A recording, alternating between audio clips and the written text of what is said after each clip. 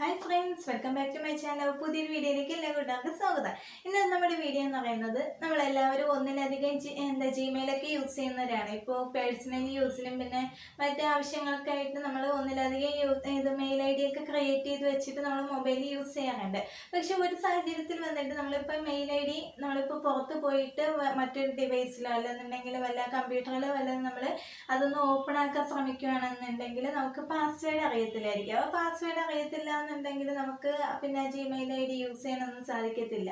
അപ്പോൾ ഈ പാസ്വേഡ് മറന്നു പോയാൽ നമ്മൾ എന്താ ചെയ്യുന്നത്? ഓട്ടോമാറ്റിക്കലി ആ Gmail ID ഒന്ന് യൂസ് ചെയ്യാതിരിക്കണമെന്നുണ്ടെങ്കിൽ നമ്മൾ അതിനെ ഡിലീറ്റ് ആക്കി കളയും.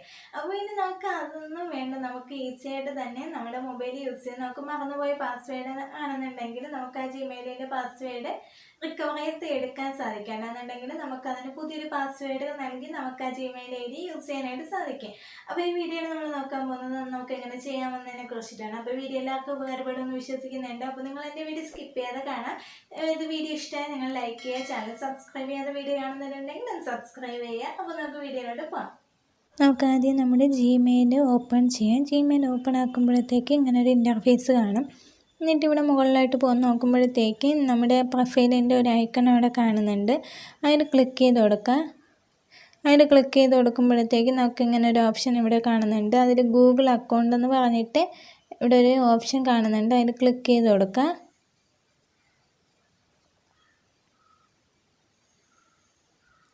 അങ്ങനെ ഗൂഗിൾ അക്കൗണ്ട് എന്നുള്ളത് ക്ലിക്ക് ചെയ്ത് കൊടുക്കുമ്പോൾ നമുക്ക് ഇങ്ങനെ ഒരു പേജ് ആയിരിക്കും ഓപ്പൺ ആയി കിട്ടുന്നത്. അപ്പോൾ ഇവിടെ ഒത്തിരി ഓപ്ഷൻസും കാര്യങ്ങളൊക്കെ നമുക്കിവിടെ കാണുന്നുണ്ട്. അടുത്തിവിടെ റൈറ്റ് സൈഡിലായിട്ട് നോക്കുമ്പോഴത്തേക്ക് ഇവിടെ കുറേ ഓപ്ഷൻസ് ഇവിടെ കാണുന്നുണ്ട്. അതിൽ സെക്കൻഡ് ഓപ്ഷനായ പേഴ്സണൽ ഇൻഫോ എന്നുള്ളതിൽ ക്ലിക്ക് ചെയ്ത് കൊടുക്കാം.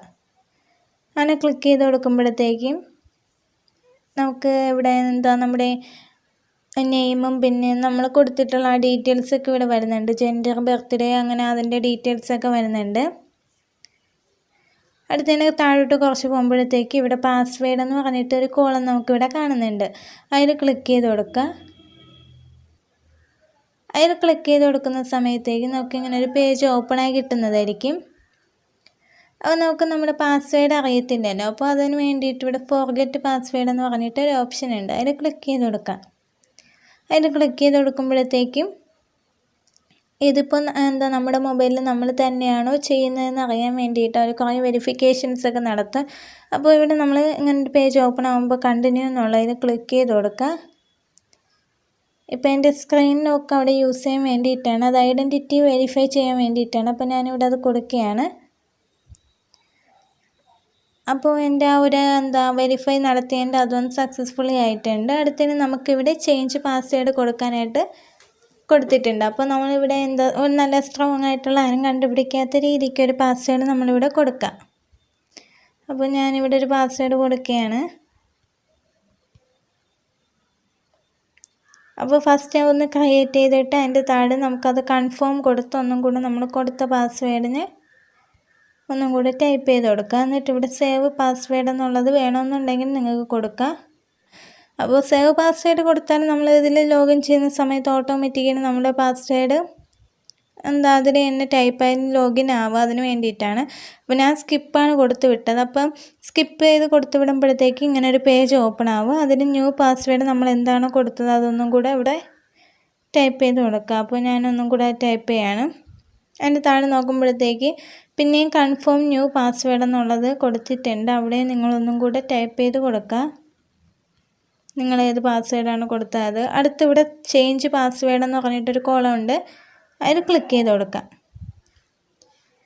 അപ്പോൾ ഇപ്പോൾ നമ്മുടെ പാസ്വേഡ് ചേഞ്ച് ആയിട്ടുണ്ട്, കണ്ടില്ലേ? ഇവിടെ പാസ്വേഡ് ചേഞ്ച് സക്സസ്ഫുള്ളി എന്ന് പറഞ്ഞിട്ട് കാണിക്കുന്നുണ്ട്. ഇനി ഇവിടെ ഗെറ്റ് സ്റ്റാർട്ടഡ് എന്നുള്ളതിൽ ക്ലിക്ക് ചെയ്ത് കൊടുക്കുക. ക്ലിക്ക് ചെയ്ത് കൊടുക്കുമ്പോഴത്തേക്ക് നമുക്ക് ഇങ്ങനെ ഒരു പേജ് ഓപ്പൺ ആവും.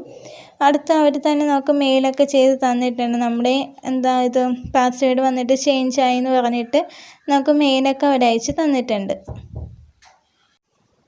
അപ്പോൾ ഈ വീഡിയോ എല്ലാവർക്കും ഉപകാരപ്പെട്ടു എന്ന് വിശ്വസിക്കുന്നുണ്ട്. അപ്പോൾ ഈ വീഡിയോ കുറിച്ചിട്ടുള്ള എന്തെങ്കിലും ഡൗട്ടുകളോ പിന്നെ എന്തെങ്കിലും അഭിപ്രായങ്ങളൊക്കെ ഉണ്ടെന്നുണ്ടെങ്കിൽ നിങ്ങൾ എനിക്ക് കമൻറ്റ് മുഖേന രേഖപ്പെടുത്താം. പിന്നെ എൻ്റെ ഇൻസ്റ്റ ഐ ഡി വന്നിട്ട് ഞാൻ താഴെ കൊടുത്തിട്ടുണ്ട്, വേണമെന്നുള്ളവർക്ക് ഫോളോ ചെയ്ത് പിന്നെ അതിൽ വല്ല ഡൗട്ട് ഉണ്ടെങ്കിൽ ചോദിക്കാവുന്നതാണ്.